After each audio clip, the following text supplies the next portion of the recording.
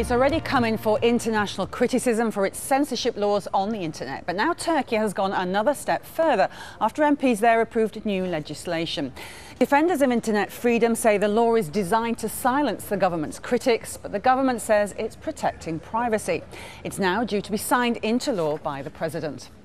And here's what it means. A government agency, the Telecommunications Communications Presidency, will be able to shut down websites it doesn't approve of within hours. Internet service providers will be forced to store records of users' activities for 2 years.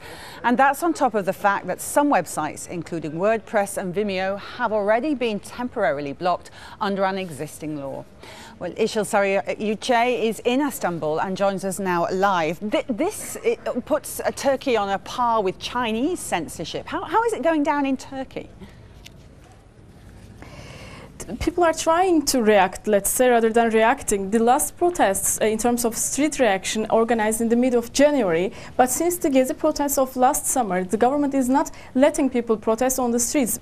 In that reaction, in that internet protest, there was tear gas and water cannon as well. Since last night, yesterday evening, since the law is approved in the parliament, there is an internet reaction going on in the social media. There is a Twitter campaign, and people are asking the President Abdullah Gül to veto the law, to cancel the law. There are earlier tweets of Abdullah Gül, who is a Twitter user, and he says the internet bans are bad for the country. So people are retweeting those tweets of 2011, and now they're asking President to veto that law. We should say that Turkey is a young country with a lot of internet usage. Let's say almost half of the houses has internet access, and people need alternative information sources. So it seems that law will get more reaction in coming days.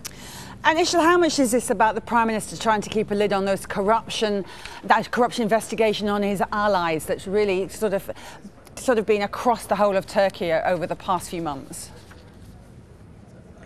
The internet activists and internet journalists take it like what you mentioned. They say government is trying to avoid the content which will be harming for them ahead of coming elections in the end of March, local elections.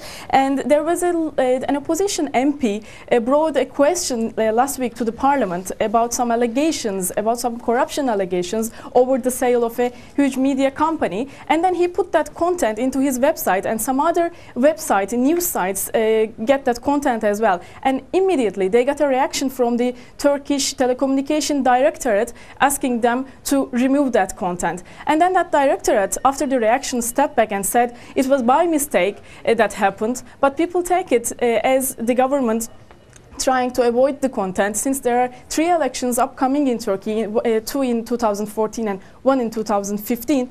People say that people take it as a censorship, and they say Turkey is going through in the same league with China, North Korea and Iran. Thank you, Isil Sariyuce, speaking to us there from Istanbul.